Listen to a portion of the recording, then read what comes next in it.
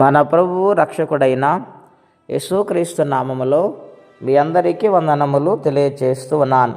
ప్రియులారా, దేవుని వాక్యమును ధ్యానిద్దాము.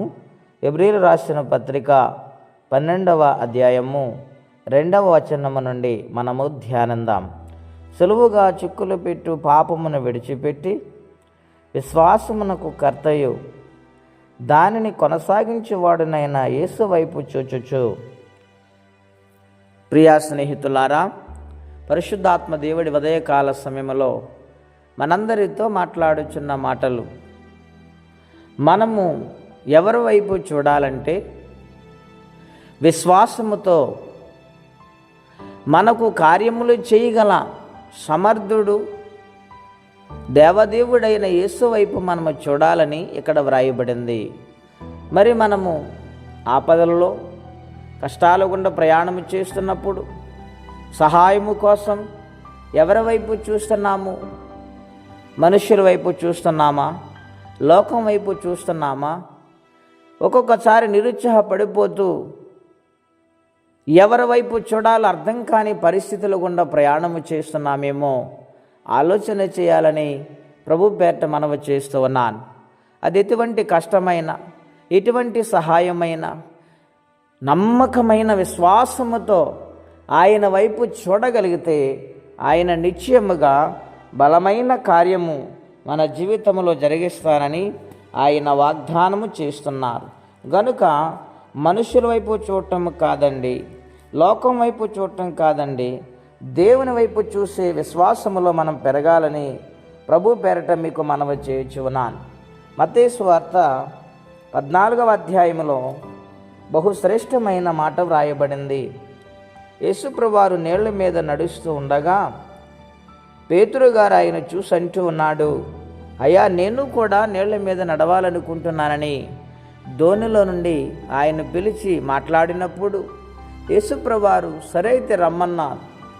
ఆయన యేసయ్య వైపు చూసి నడుస్తున్నంత సేపు కూడా ఎటువంటి భయము లేదు, ఎటువంటి బిడియము కూడా ఆయనకి లేదు. ఎప్పుడైతే యేసు వైపు చూడటం మానివేసి గాలిని చూసి ప్రక్కకు చూసి భయపడ్డాడు, వెంటనే ఆయన వైపు నేరుగా వెళ్ళవలసిన వాడు ఒక్కొక్కడుగు దిగిపోతూ ఉన్నాడు. దిగిపోతుంటూ ఉన్నాడు, ప్రభువా నన్ను రక్షించు, ప్రభువా నన్ను రక్షించు అని కేకలు వేయటం మొదలుపెట్టాడు. యేసు చెయ్యి చాపి అతనిని పట్టుకొని, అల్పవిశ్వాసి, ఎందుకు సందేహపడితేవని అతనితో అన్నారు. గనుక మనము యేసు వైపు చూడగలిగితే ఇటువంటి సమస్య అయినా ఆశ్చర్యరీతిగా దేవుడు తీరుస్తానని వాగ్దానం చేస్తున్నారు. ఒక్కసారి మన జీవితం గురించి ఆలోచించండి ప్రియ స్నేహితులారా. ఎన్ని ఆపదల నుండి ఆయన తప్పించారు, ఎన్ని కష్టాల నుండి ఆయన తప్పించారు, ఎన్ని శ్రమల నుండి ఆయన తప్పించారు. మరి ఎందుకు ఎంత కార్యములు చేసిన దేవుని వైపు చూడకుండా లోకం వైపు చూస్తున్నాము?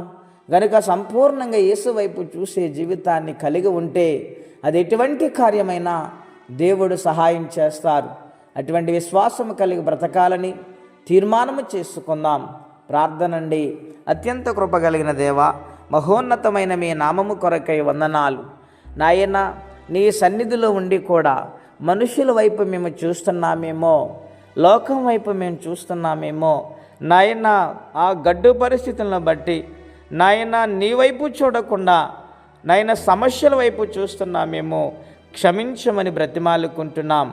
ఈరోజు నాయన తీర్మానము చేసుకుంటున్నాం, నీ వైపు చూసే గొప్ప విశ్వాసము, నిరీక్షణ మాకు కలగచేయండి నాయన. నీ సన్నిధిలో ఉన్న సహాయాన్ని పొందుకుంటూ నీ సన్నిధిలో అంటుకట్టి నడిసే విశ్వాస భాగ్యం అందరికీ అనుగ్రహించమని, ఎవరే కష్టములో, బాధలు, ఇబ్బందులు ఉన్నారో వారికి మీ మహాసహాయం అందించమని, ఈ దినము దీవెనకరంగా మార్చమని యేసుక్రీస్తు వారి పుణ్యనామములో ప్రార్థించి అడిగి పొందినాము తండ్రి.